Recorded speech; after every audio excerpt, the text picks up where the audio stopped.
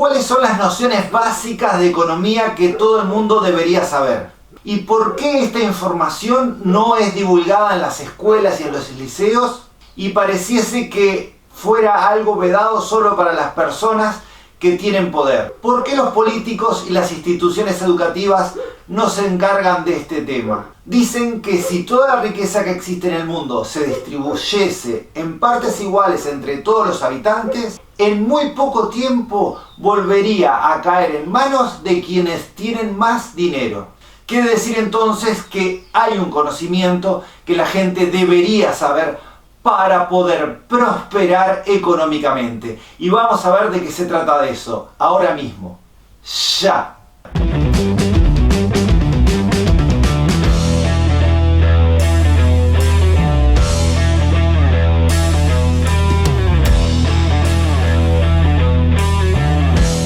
Este es un video muy básico e introductorio en el tema de economía, pero sería muy útil para la gente que desea montar un negocio o incluso para cuando miramos la televisión y queremos entender qué nos dicen los periodistas, los políticos, los ministros de economía, cuando se refieren a ciertos temas, por ejemplo, oferta, demanda, mercado, inflación, déficit fiscal. Bien, y es importante entonces, ya sea para poder apoyarlos o para poder refutarlos, tener bien claro de qué cuernos nos están hablando. Vamos a empezar por el concepto de mercado, oferta y demanda. ¿A qué se hace referencia con el término mercado en economía? Bien, no es un lugar físico, no es un lugar donde uno va a comprar la fruta y la verdura. No, el mercado es un lugar teórico donde se fijan los precios y donde se venden los artículos, se compran los artículos, etc. O sea, digamos, el mercado está compuesto por todos los compradores, los fabricantes, las empresas de transporte, los almacenes, todos los que compran y venden artículos e intercambian en una sociedad. Cuando en economía hablamos de oferta, no se hace referencia a las ofertas que hay en una tienda porque están de liquidación. Si bien tiene algo que ver, no es eso lo que se está queriendo hacer referencia, sino que oferta vendría a ser cuando tenemos un artículo que está a la venta y nos dicen cuál es la oferta de ese artículo, se está refiriendo a cuál es la cantidad de ese artículo que se está poniendo a la venta en el mercado. Cuando nos dicen, por ejemplo, hay poca oferta de manzana en el mercado o hay poca oferta de tal producto en el mercado, es que hay pocos artículos a la venta en ese momento en el mercado. ¿Y qué es cuando nos hablan de demanda? Que alguien demande algo es que alguien quiere algo. Bien, cuando en un mercado mucha gente o muchas empresas quieren o necesitan un artículo, se dice que hay mucha demanda de ese artículo. Y cuando hay algo que no se quiere o que no se necesita, entonces decimos que hay poca demanda de ese artículo. Como un ejemplo podríamos decir que los teléfonos celulares es un artículo muy demandado porque hoy en día todo el mundo tiene un teléfono celular. No es lo mismo la demanda de un teléfono móvil que la demanda, por ejemplo, de calculadoras científicas. ¿Por qué? Porque el mercado de teléfono móvil es muy amplio, todos, desde niños hasta adultos mayores, los utilizan. Sin embargo, la demanda de calculadoras científicas es mucho menor porque el rango de edad donde se utiliza dicho artículo es en la adolescencia, cuando se está en el liceo, en el bachillerato o en la universidad. Por ende, luego hay mucho menos demanda de calculadoras científicas que de teléfonos celulares. Bueno, y ahora vamos a hacer un poquito de matemática con unas gráficas. Bien, acá tenemos una tabla donde tenemos en una primera columna valores que corresponderían al precio de un artículo. Acá tenemos cuando el artículo es regalado, cosa que no se ve habitualmente, cuando vale 10 pesos, cuando vale 20 pesos, 30 pesos, 40 o 50, bueno, no importa en qué moneda, puede ser dólares, eso es indiferente. Tenemos acá el precio de un artículo. Y en esta columna, para cada uno de esos precios, tenemos la correspondiente demanda. O sea, por ejemplo, ¿qué quiere decir esto? Que si ese artículo nos lo regalan, habrían 5.000 unidades de ese artículo que el mercado lo querría. O sea, el mercado me refiero con la gente, las empresas, etc. O sea, en pocas palabras, si ese artículo se regalara, habrían 5.000 unidades que la gente las retiraría gustosamente. Si ese artículo valiera 10 pesos, habrían 4.000 unidades requeridas. Si valiera 20 pesos, habrían 3.000 unidades requeridas. Si valiera 40, 1.000. Si valiera 50 pesos, ya nadie lo querría. ¿Por qué?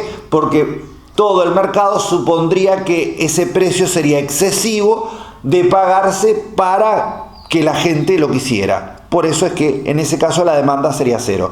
O sea, en pocas palabras, cuando algo, y esto es algo bastante lógico, cuando algo es más caro, va a haber menos demanda, va a haber menos gente que lo quiera o que lo pueda comprar. Bueno, y ahora vamos a hablar de la oferta. Y tenemos una tabla similar, una columna donde aparece el precio y otra la cantidad, en vez de demandada, la cantidad ofertada. ¿Y qué es la oferta? Bueno, la oferta de un artículo es la cantidad de ese artículo que las empresas o las personas pueden poner a la venta en ese mercado. Y obviamente va a depender del precio, también al igual que de la demanda. ¿Por qué? Porque a diferencia de la demanda, que a medida que el precio iba aumentando, cada vez había menos gente que lo quería, a medida que el precio va aumentando, la cantidad de artículos que se desean vender o poner en el mercado a la venta va a ser mayor. Y razonen, es algo bastante obvio. En este ejemplo en particular, por ejemplo, si el precio fuera 20, nadie estaría dispuesto a vender ese artículo a 20 pesos. Supongamos que el precio fuera 30, bueno, habrían 1.000 unidades a la venta en el mercado. Si valiera 40, 2.000, 50, 3.000, 60, 4.000. Y bueno, podría seguir aumentando dependiendo de la cantidad que hubiese en el mercado de ese artículo. Así que, ¿por qué cuando el precio es mayor, la cantidad ofertada es mayor? Porque habría más personas o empresas dispuestas a vender o producir o fabricar ese artículo porque les produciría mayor ganancia. Por ende, podemos estar hablando que cuando el precio aumenta, la demanda disminuye y cuando el precio aumenta, la oferta aumenta. Todo esto, para visualizarlo mejor, se puede llevar a un gráfico. Esto que está acá, estas dos líneas, se llaman ejes cartesianos. Y en esta línea horizontal ubicamos los precios que teníamos en ambas tablas. Estos serían 10, 20, 30, 40, 50, eso sería el precio del artículo en pesos. Y acá tenemos en este eje vertical los números que corresponden a las cantidades, que podrían ser las cantidades ofertadas o las cantidades demandadas, según fuera oferta y demanda. 1.000, 2.000, 3.000, 4.000, 5.000. ¿Sí? Bien. En la tabla que nosotros habíamos construido de demanda, dijimos que cuando el precio era 0, habían 5.000 personas dispuestas a llevárselo. Acá está, es este punto. En precio 0, 5.000. En precio 10, 4.000. En precio 20, 3.000. Y así sucesivamente hasta el último caso, que cuando el precio era 50, la demanda era 0. Y acá tenemos estos puntos que representan a los valores de la tabla y uniéndolos tenemos la gráfica de la función de demanda. La función de demanda siempre es una función decreciente porque a medida que aumenta el precio, baja la cantidad demandada. En cambio, vimos que la función de oferta, a medida que el precio aumentaba, la oferta de dicho artículo aumentaba. Y acá tenemos estos puntos en azul que corresponden a los valores de la tabla que vimos para la oferta. A precios 20 no había ningún artículo a la venta. A precios 30 habían 1.000. A precios 40 habían 2.000 y así sucesivamente. Esas dos funciones o esos dos gráficos se cortan en un punto. Ese punto se denomina punto de equilibrio. Y observen que donde se cortan las gráficas es en un precio que corresponde a entre 30 y 40 pesos. Aparentemente 35, o sea que 35 pesos sería el punto de equilibrio. Ustedes seguramente habrán visto que muchas cosas que se ponen a la venta al principio son muy caras y después, a medida que va habiendo más, se va estabilizando el precio y se va haciendo más barato, o al revés, o a veces primero sube, después baja. Bueno, puede oscilar el precio hasta que llega un momento que se estabiliza en un punto. Ese punto donde se estabiliza es el precio del punto de equilibrio. Y ahora, todo este asunto de la oferta y la demanda, ¿son una cosa intrínseca del ser humano? ¿Es la sociedad humana que creó este sistema mercantil de intercambio con la oferta y la demanda? Y si esta característica ya estuviera intrínseca en la naturaleza, independientemente del ser humano, imagínense en la era de los dinosaurios o en otra era que no existiera el ser humano.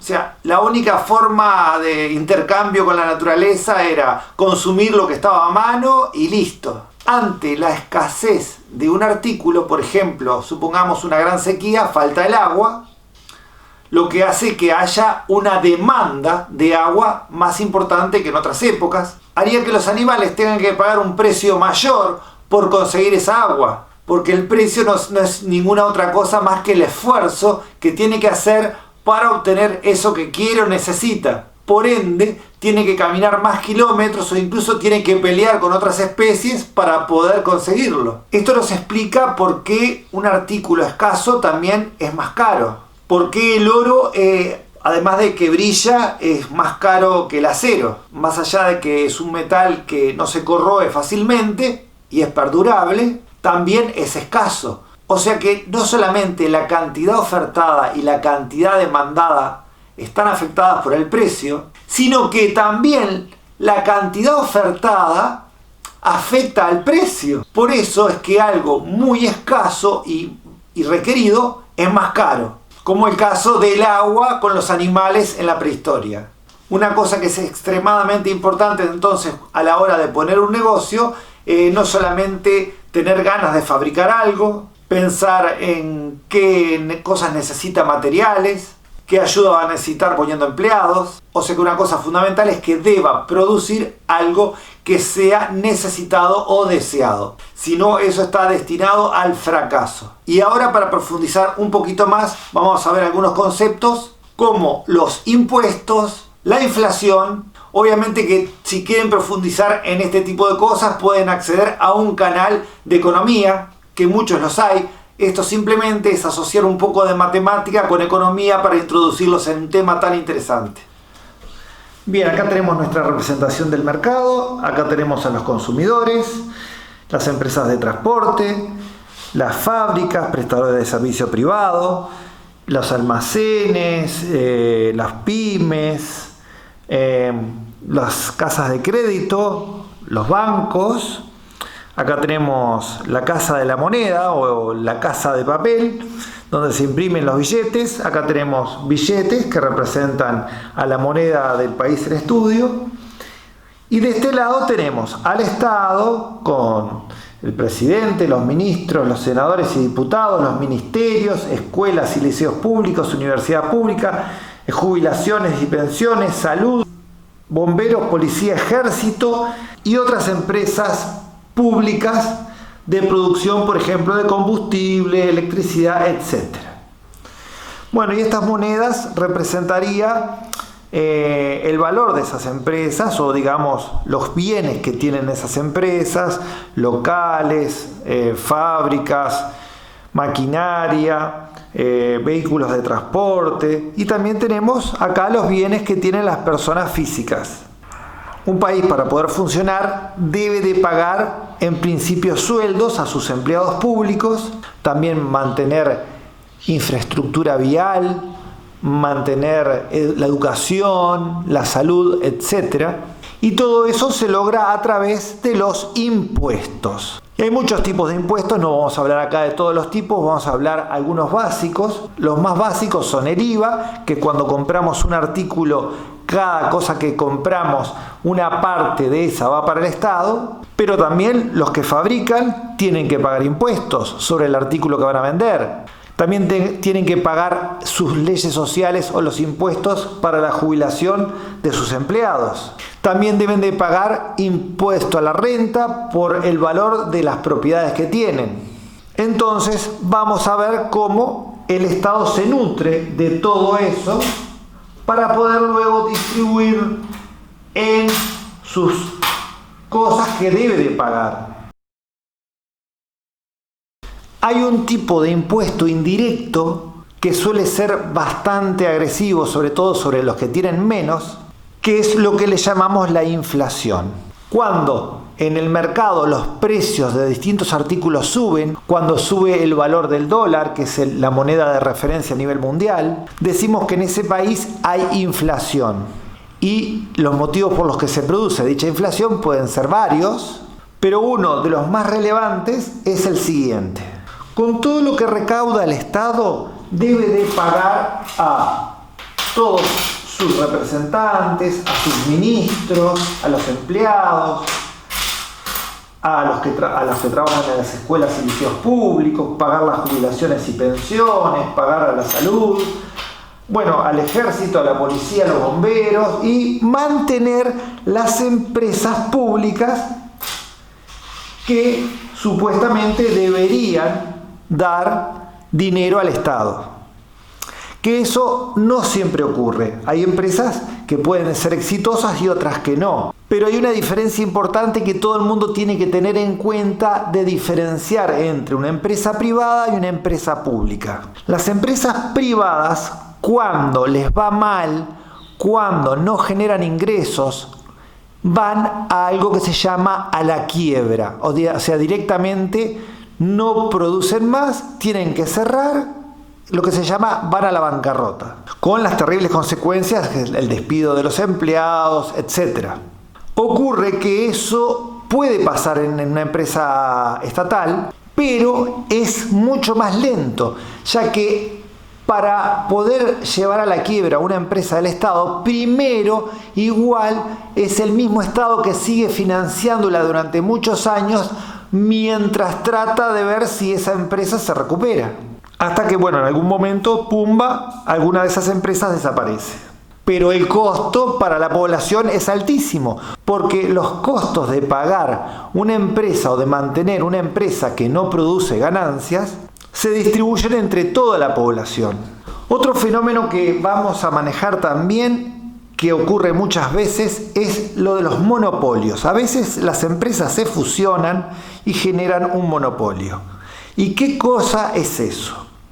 Bueno, se le llama monopolio cuando esa empresa es la única que fabrica cierto artículo, lo que le da cierto poder, ya que como no tiene competencia, esa fábrica o esa empresa puede poner el precio que quiere al no tener competencia. Entonces, eso genera un efecto negativo sobre la población y eso se ha visto en muchas sociedades, sobre todo en el siglo pasado, la asociación de grandes empresas, y en este siglo también está pasando, incluso en grandes empresas de comunicación, en medios de redes sociales que cada vez más abarcan un mismo grupo.